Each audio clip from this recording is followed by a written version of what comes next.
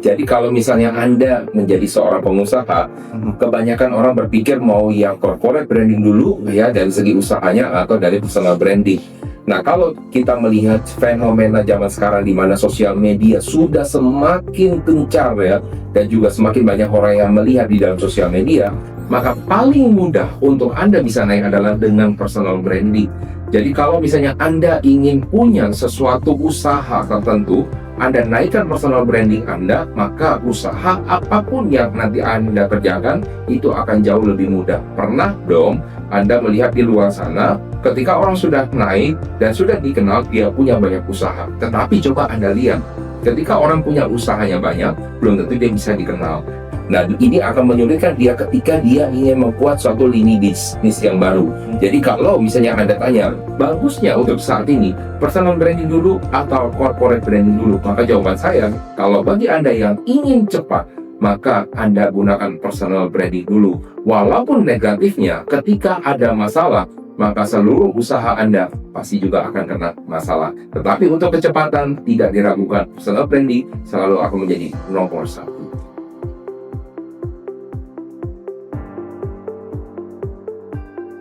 Nah, personal branding orang bukan hanya untuk perusahaan yang sudah punya usaha, akan tetapi juga untuk orang-orang yang ingin membangun usaha. Jadi kalau misalnya Anda ingin mempunyai suatu usaha, bangun dulu value Anda.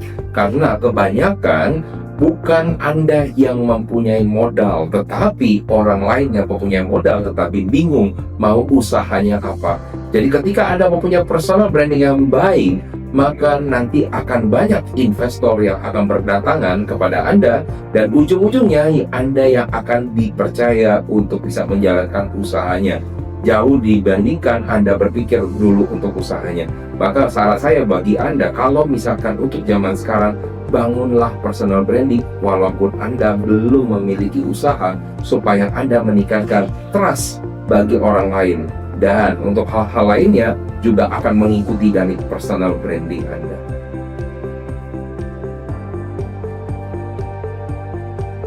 Kalau misalkan branding yang di awal ternyata bermasalah, maka saran saya bukan menghindari branding yang bermasalah, tetapi lakukan namanya branding recovery. Gimana cara kita melakukan branding recovery? Maka Anda harus mendatangi orang-orang yang memang kena sesuatu hal yang merugikan bagi mereka, sehingga Anda harus bisa memuaskan mereka. Yang namanya branding recovery, mungkin saja Anda harus mengeluarkan sesuatu data dari perusahaan sehingga membuat mereka puas terhadap diri Anda. Dan Anda jangan salah, ketika satu orang yang berhasil Anda recovery dari branding yang buruk tadi menjadi branding yang baik dari satu orang yang tadi terkena masalah, maka itu akan jauh lebih baik dibandingkan branding dari orang-orang yang ternyata selama ini tidak punya pengalaman yang buruk. Sesuatu branding recovery yang baik justru itu akan sangat lebih baik dibandingkan branding dari yang biasa-biasa saja. Maka saya selalu mengatakan bahwa jangan pernah meninggalkan orang-orang yang mungkin pernah Anda buat masalah, tetapi datangi mereka dan lakukan recovery sehingga mereka puas terhadap Anda, karena suara mereka akan mendatangkan 100 orang yang akan percaya kepada Anda.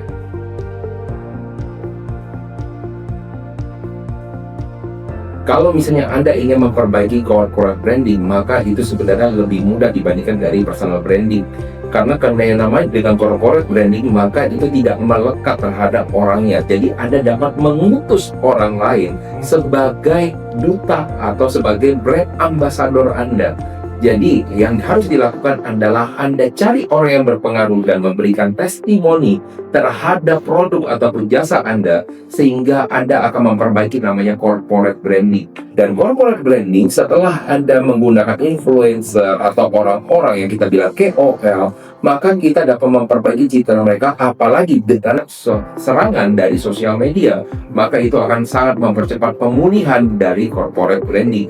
Jauh lebih mudah menurut saya dibandingkan dari personal branding.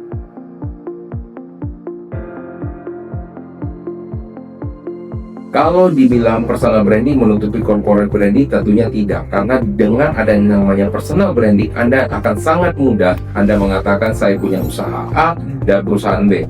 Karena netizen yang ada sebenarnya mereka ini adalah orang-orang yang sangat-sangat inisiatif dan rasa ingin tahunya sangat tinggi. Jadi ketika Anda mengatakan sesuatu dan personal branding Anda sudah sangat-sangat tinggi, maka secara otomatis mereka akan mencari usaha Anda apa saja, dan mereka akan berusaha untuk terlibat dengan seluruh usaha yang Anda miliki apabila Anda mempunyai personal branding yang baik.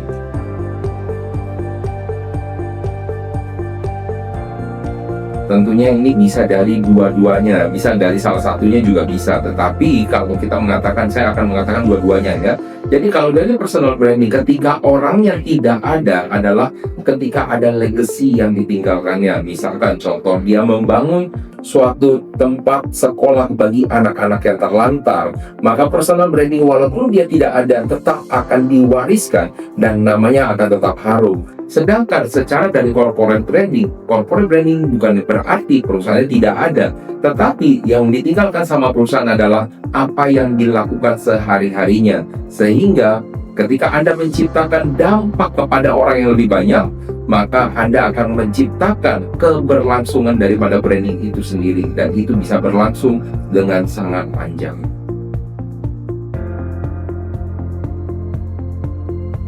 Kalau Anda belum dikenal orang, bukan berarti bisnis Anda tidak bisa berkembang. Ada kok orang-orang yang tidak mau maju secara personal, tetapi bisnis Anda bisa berkembang. Yang Anda lakukan adalah Anda memperkuat produk Anda dari kualitasnya. Lalu yang kedua, apabila personal branding Anda tidak ada, hanya ada dari produk, biarkan produk itu berbicara lewat kata-kata orang lain. Perbanyaklah testimoni yang ada, karena testimoni dari orang lain itu akan menjadi personal branding bagi produk itu sendiri, bahkan dari orang-orang yang tidak memiliki ikatan secara materi di dalam perusahaan, dan itu akan jauh lebih kuat dibandingkan orang yang punya uang untuk dia mempunyai share atau saham di sana.